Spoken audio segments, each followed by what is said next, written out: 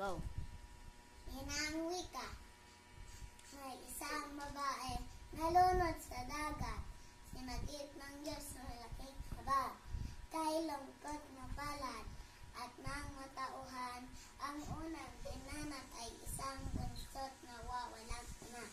Sa nilakad-lakad, sa gubat na pasok, may isang kastilang sa kanya'y sumunod.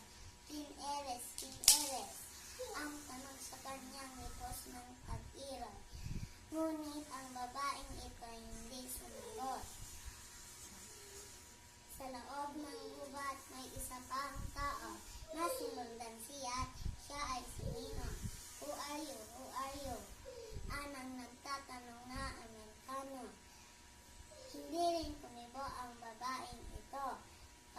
Pagtawid ng batis, siya ay nakakita ng isang Tagalog. Sabi sa kanya, "Sino ka? Sino ka? Sino ka?" At dito sumagot na lipot ng wika.